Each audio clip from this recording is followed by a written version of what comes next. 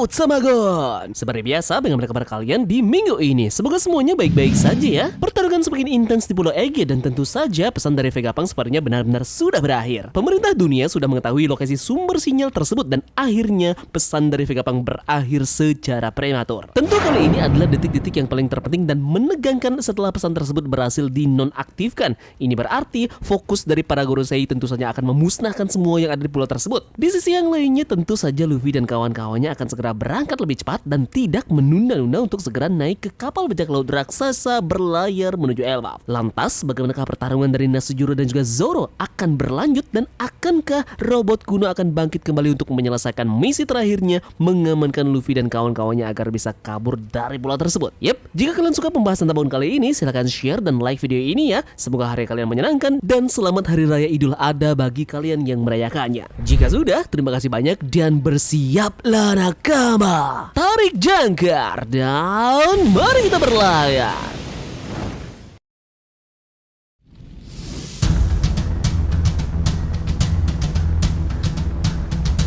Pesan dari Vegapunk sudah terkonfirmasi berhenti. Itu dikatakan oleh York di akhir One Piece chapter 1117 kemarin. Gorosei sudah berhasil menemukan sumber sinyal dan menghentikan pergerakan dari robot kuno dan berakhir dengan pesan tersebut terpotong dengan kata-kata Vegapunk yang terakhir kalinya menyebut penyandang nama di punya peran penting nanti ke depannya. Namun lanjutan dari kata Mo yang kita dapatkan pada akhir chapter kemarin sungguh ambigu dan kita sama sekali tidak mengetahui apa maksud dari Vegapunk tersebut.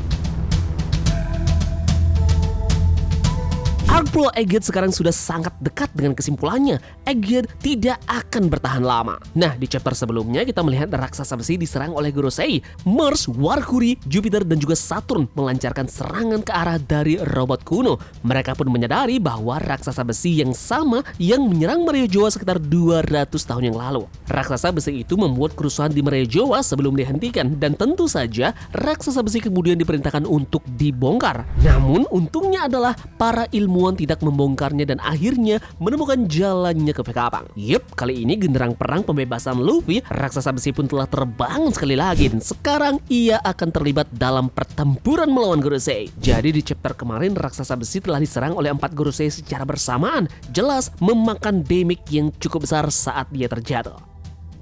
Namun sepertinya raksasa besi ini belum selesai. Raksasa besi seharusnya menjadi tembok pertahanan terakhir dari kru bajak laut topi jerami. Chapter selanjutnya kemungkinan akan menampilkan raksasa besi bangkit kembali dan bertarung lebih dulu melawan 4 Gorosei yang saat ini berada di depannya. Seseorang tidak boleh mengabaikan raksasa besi atau meremehkan kekuatannya. Meskipun mungkin terlihat lemah pada saat ini, cukup jelas bagi kita bahwa untuk menyadari raksasa besi ini membawa energi kuno yang sangat besar di dalamnya. Menggunakan energi kuno, mungkin ia bahkan bisa melukai Gorosei saat ini dan kita tahu semua bahwa sangat sulit untuk melukai para petinggi dari pemerintahan dunia tersebut.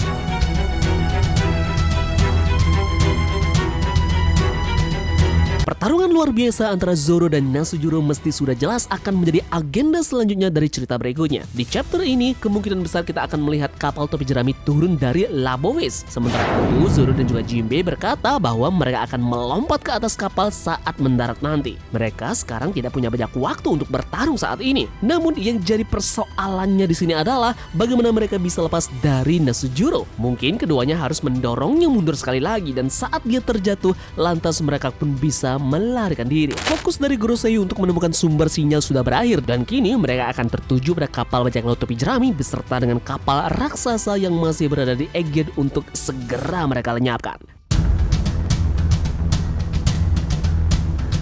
Namun pertemuan kembali antara Zoro dan juga Nasujuro hanya akan sebatas untuk Zoro yang akan mempertahankan dirinya untuk melindungi rekan-rekannya sampai tiba nanti mereka berada di laut. Zoro tidak akan bertarung habis-habisan melawan Nasujuro saat ini. Zoro sama sekali tidak ada waktu melawan Nasujuro sekarang. Saat ini Zoro masih sangat jauh levelnya. Dia hanya akan menjadi beban bagi kru jika dia benar-benar mencoba melawan Nasujuro di Labowes. Nah, dari sinilah kemungkinan akan menyinggung Wano Kuni dan perihal tentang pedang yang sama milik mereka berdua. pasti akan mereka bicarakan. Kita masih penasaran dengan apa yang menyebabkan pedang Kitetsu ini dijuluki sebagai pedang terkutuk. Apakah di chapter berikutnya akan menyinggung tentang misteri dari Kitetsu ini dan mengapa pedang ini dikatakan bisa membunuh pengguna senjata mereka? Kutukan apa yang sebenarnya didapat oleh si pengguna hingga dia bisa terbunuh oleh pedang sendiri? Nah, ketika kita berbicara tentang Sodai Kitetsu, pedang ini merupakan pedang yang paling terkuat dari kelas pedang Kitetsu. Bila Kitetsu mencakup lebih dari 3 generasi, dengan setiap generasi bilangnya akan makin melemah. Contohnya, Sandai Kitetsu yang merupakan generasi ketiga adalah yang terlemah di antara semuanya. Dan yang paling terkuat saat ini adalah Sodai Kitetsu yang merupakan salah satu yang ditempa pada awalnya.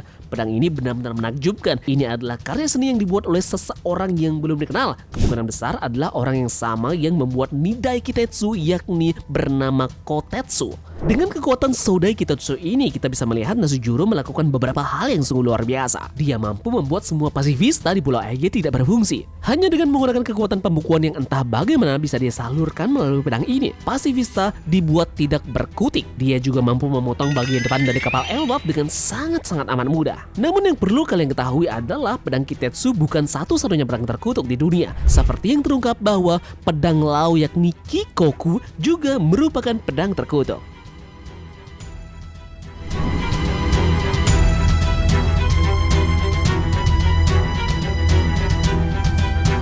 Pelarian bajak laut topi jerami kini sudah mendekati akhir. Luffy dan para raksasa kemungkinan besar akan naik kapal Elbaf dan langsung berlayar. Namun tentu saja ya, berlayar tidak akan mudah bagi mereka. Banyak yang marinir yang ada di sana, namun dengan kedatangan Dory dan juga Brogy, situasi pasti akan baik-baik saja. Kapal mereka tentu akan dikepung oleh marinir, yang berarti raksasa harus menghentikan pengepungan dan membuka jalan bagi topi jerami untuk berjaga-jaga setiap serangan yang masuk ke kapal. Yup, jadi arc Egghead ini mungkin hanya memiliki sekitar 5 hingga 8 chapter tersisa sekarang. Jadi seharusnya tidak mengejutkan bagi kita semua jika bajak laut topi jerami berhasil keluar pada pulau tersebut di bulan September. Kita akan segera melihat mereka menuju Pulau Elbaf dan menarik untuk melihat apa yang akan terjadi selanjutnya bagi mereka di pulau tersebut.